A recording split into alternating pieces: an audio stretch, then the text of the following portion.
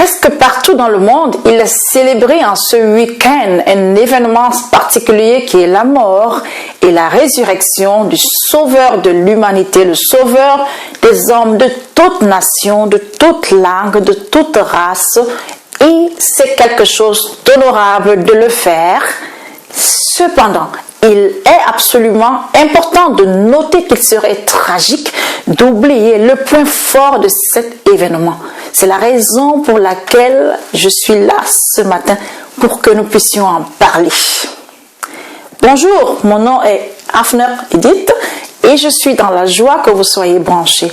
Restons ensemble et parcourons ce livre des livres qui est la Bible. Que nous dit la Bible au sujet du but, de la raison pour laquelle Jésus-Christ vint sur terre mourir et ressusciter.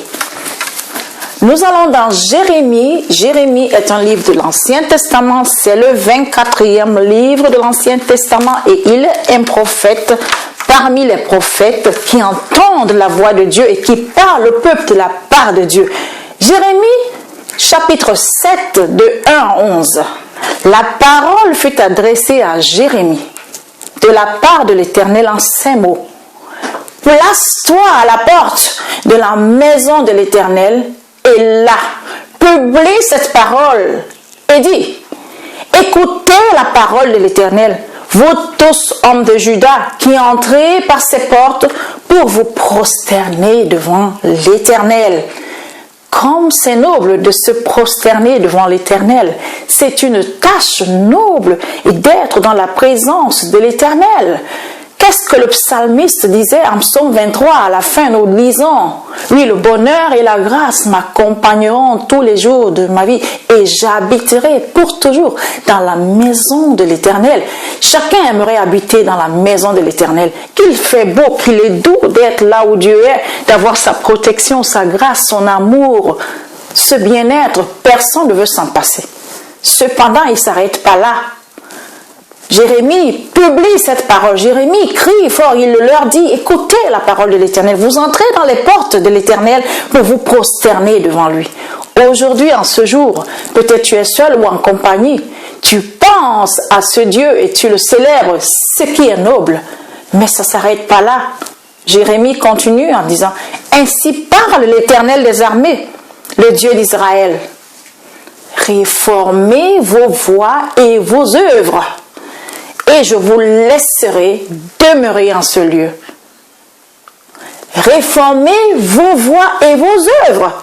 Sinon, vous ne demeurerez pas dans ce lieu pour toujours. C'est tellement beau quand on veut y demeurer. Alors, quel est le pas à faire? Cela nous rappelle aussi, cette parole de réformer vos œuvres, nous rappelle aussi quelqu'un dans le Nouveau Testament. Déjà, Jésus-Christ aussi a commencé son ministère avec ces mots. Répentez-vous car le royaume de Dieu est proche, il est parmi vous. Mais avant lui, il y a son cousin Jean-Baptiste. Matthieu 7, nous le vivons dans Matthieu 3, du verset 1 au verset 3. C'est Jean-Baptiste. En ce temps-là, parut Jean-Baptiste. Il prêche dans le désert de Judée, dans le désert. Il dit, répentez-vous, car le royaume de Dieu est proche. Répentez-vous, réformez vos voies. Jean, il avait été annoncé aussi dans l'Ancien Testament par Isaïe, le prophète, lorsqu'il dit, c'est ici la voix de celui qui crie dans le désert, préparez le chemin du Seigneur, aplanissez ses sentiers. Déjà dans l'Ancien Testament, il est annoncé, et le voilà, il est là, et il dit, aplanissez le chemin du Seigneur. Alors, ne vous livrez pas, nous revenons dans Jérémie, verset 4, ne vous livrez pas à des espérances trompeuses, en disant, c'est ici le temple de l'Éternel, c'est ici le temple de l'Éternel, le temple de l'Éternel. Répétez 3 fois.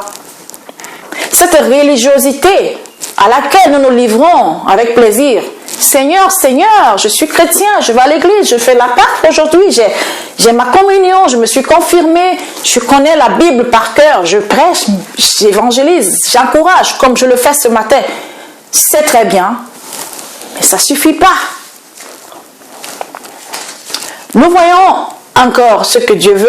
Dans Matthieu 7, de 21 à 23, de 21 à 23 bien sûr, la Bible nous dit, ça c'est Jésus lui-même qui déclare, ceux qui me disent, Seigneur, Seigneur, n'entreront pas tous dans le royaume des cieux. Mais c'est celui-là, seul, qui fait la volonté de mon Père qui est dans les cieux. Plusieurs me diront en ce jour, Seigneur, Seigneur, n'avons-nous pas prophétisé par ton nom? N'avons-nous pas chassé des démons par ton nom? Et n'avons-nous pas fait beaucoup de miracles par ton nom? Mais je le leur dirai ouvertement, je ne vous ai jamais connus. Retirez-vous de moi, vous qui commettez l'iniquité. Jésus ne leur dit pas retirez-vous de moi parce que vous avez chassé les miracles, vous avez chassé les démons à mon nom. Non, il ne leur fait pas de reproches. Parce que pour chasser déjà, pour prophétiser, il faut écouter de Dieu, pour chasser les démons, il faut connaître un peu ce que la parole de Dieu dit. Pour faire des miracles en son nom, il faut savoir qu'en son nom-là se font les miracles. Alors ce sont des gens qui sont plus ou moins versés dans la parole de Dieu, qui peuvent parler de la part de Dieu. Dieu ne leur fait pas de reproche à cause de ça, mais il leur dit, retirez-vous de moi, hors de la maison, vous qui commettez l'iniquité. Veux-tu demeurer pour toujours dans la maison de l'Éternel? Vous qui commettez l'iniquité, retirez-vous de moi. C'est une belle chose de commencer à construire une maison. C'est encore mieux de la terminer, de l'achever pour y habiter, pour qu'elle puisse servir de lieu d'habitation. À quoi te sert-il d'acheter un terrain, de construire, de commencer à poser la fondation, d'engager tous les travailleurs, et quand tu t'arrêtes au milieu, tu dis ciao, c'était bien avec vous, salut. Qui va habiter dans cette maison? Dieu est venu accomplir quelque chose dans nos vies. Alors, c'est la condition. Beaucoup viennent, mais il dit c'est celui-là, seul qui fait la volonté de mon Père qui est dans les cieux. Il n'y en a pas beaucoup qui accepteront de renoncer à ce chemin de la corruption pour pouvoir hériter, pour pouvoir revêtir l'incorruptibilité qui est quelque chose de glorieux. Jérémie, au verset 5, dit, si, c'est la condition, si vous réformez vos voies, c'est notre responsabilité, chers frères et sœurs, chers amis. Ce n'est pas le travail de Dieu. Réformez vos voies. La réforme, c'est la demande que nous puissions décider. C'est la décision personnelle. Réformez vos voies et vos œuvres. Si vous pratiquez la justice les uns envers les autres. La pratique, c'est un exercice. Si je fais du sport et que je m'arrête une fois, non, ça ne donne pas. Il faut le pratiquer. C'est mieux de le pratiquer tous les jours un tout petit peu que de le faire en un jour, pendant 10 heures et le reste du temps, rien du tout. La pratique, elle est quotidienne. La pratique, elle est assidue. La pratique, elle est persévérante. Si tu reformes tes voies et tu pratiques la justice, et c'est pas tout de pratiquer les uns envers les autres. Si vous n'opprimez pas l'étranger, l'orphelin et la veuve, les gens faibles, si vous ne répandez pas en ce lieu le sang innocent, et si vous n'allez pas auprès d'autres dieux pour votre malheur, alors, voilà la conséquence. Si, alors, je vous laisserai demeurer dans ce lieu. Si, alors, il faut un si pour qu'il y ait un alors. Il faut que tu fasses un pas pour que Dieu termine. Il est venu jusqu'à nous. Il est venu, il a fait son pas. Toi, fais le deuxième pas, le premier pas et le deuxième. Alors je vous laisse demeurer en ce lieu, dans le pays que j'ai donné à vos pères, d'éternité en éternité. Il est vrai que Jésus-Christ vient sur cette terre. Il est vrai qu'il est mort et qu'il est ressuscité. C'est la condition, il fallait pour pouvoir enfin hériter. Mais si tu ne reformes pas tes voies, si tu ne te décides pas à exercer la justice pour entrer dans ces choses que Dieu nous a données, tu vas continuer à te livrer à ce qui va produire ton malheur.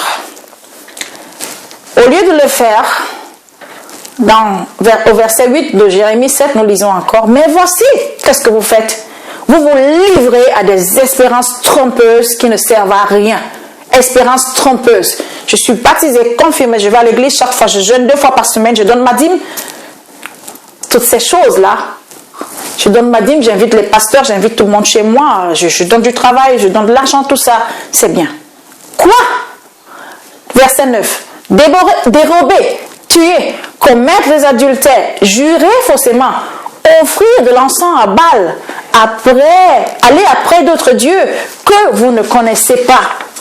Puis, vous venez vous présenter devant moi dans cette maison sur laquelle mon nom est invoqué. Et vous dites, nous sommes délivrés. Et c'est afin de commettre toutes ces abominations. Point d'exclamation. Alors Dieu s'étonne en disant, mais dis donc, vous vous trompez, vous vous moquez de qui? Au verset 11, il est dit, est-elle à vos yeux une caverne de voleurs? La maison de Dieu dans laquelle tout le monde se rue, ou bien la présence de Dieu dans laquelle tu cours, après laquelle tu cours, ce qui est superbe, est-elle à tes yeux, dans ton entendement, complètement déformé, une caverne de voleurs? Est-ce l'endroit où tu vas cultiver l'hypocrisie? Cette maison sur laquelle est invoqué le nom saint de l'Éternel. Dieu dit, je le vois moi-même, dit l'Éternel. Il voit ce que personne ne voit. Il voit ce que dans le secret personne ne voit. Quand tu as de l'argent, quand tu dois gérer l'argent, est-ce que tu gères proprement les biens qui te sont confiés, l'argent qui t'est confié?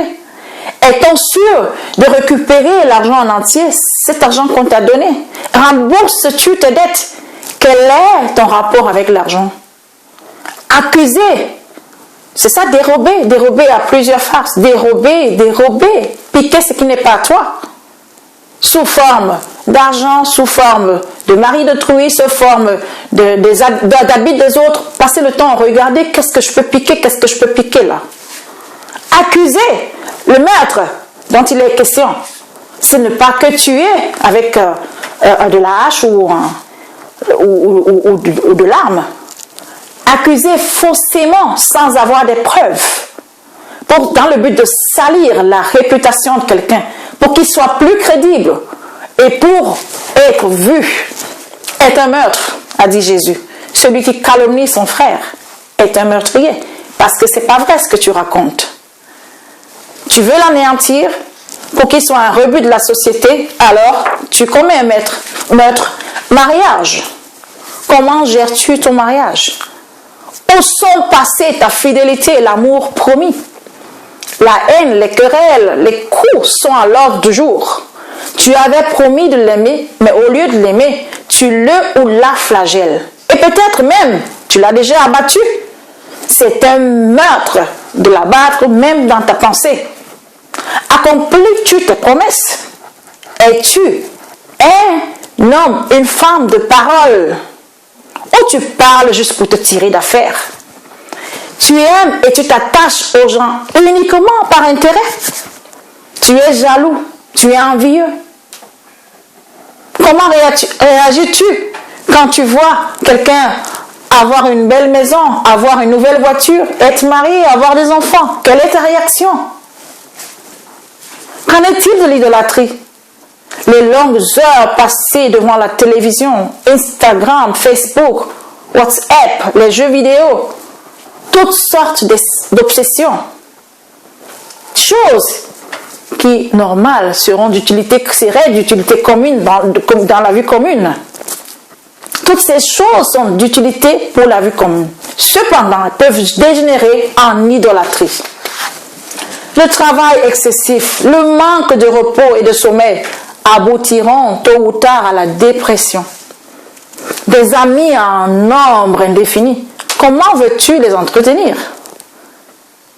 La Bible dit, celui qui a beaucoup d'amis les a pour son malheur.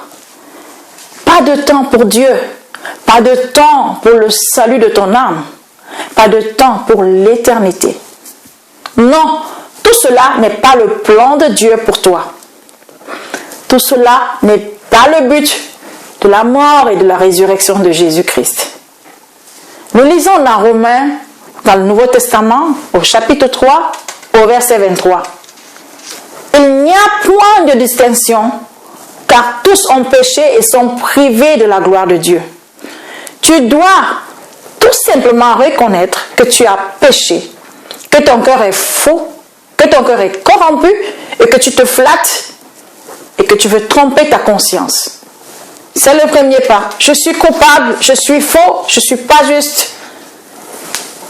Mais la bonne nouvelle, c'est que dans Romains 3, 24, et ils sont gratuitement justifiés par sa grâce. Gratuitement justifiés. Pas besoin de payer de l'argent pour être justifié. Pas besoin de payer de la dîme pour être justifié. Pas besoin de donner, de faire quelque offrande que ce soit pour être justifié. Tu peux le faire par joie, par reconnaissance si tu veux. Mais ce n'est pas ça que Dieu demande pour être gratuitement justifié par la grâce, une faveur imméritée, par le moyen de la rédemption qui est en Jésus-Christ. Et cette rédemption, c'est la Pâque, l'agneau qui a été immolé pour que son sang efface ton péché. C'est ça ce qui s'est passé dans l'Ancien Testament quand le peuple de l'Éternel devait quitter l'Égypte. Ils ont sacrifié l'agneau et son sang a été sur les portes et les linteaux tachés pour que le peuple d'Israël soit préservé du danger. Quand l'ange de la mort voyait ce sang sur les portes et sur les linteaux, il passait son chemin. La rédemption, c'est Jésus-Christ est venu afin que nous puissions échapper à cette condamnation éternelle. Pendant que tu adores Dieu en ce week-end ou tous les jours de ta vie, il faut que tu saches une chose pour laquelle Pâques est importante, pour laquelle tous les jours de ta vie dans la maison de l'Éternel sont importants, c'est que le Fils de Dieu est venu afin de détruire les œuvres des ténèbres dans ta vie. C'est ça la bonne nouvelle de Pâques. C'est ça le point fort de Pâques, que Jésus-Christ est venu afin de détruire le mal en toi. Pourquoi ce mal? Parce qu'il te rend esclave. Dans l'évangile de Jean, au chapitre 8, au verset 34 jusqu'au verset 36, nous lisons « En vérité, je vous le dis ». C'est Jésus qui dit « Quiconque se livre au péché est esclave du péché ». Quand tu te livres au mensonge, quand tu te livres à la corruption, tu es esclave du péché.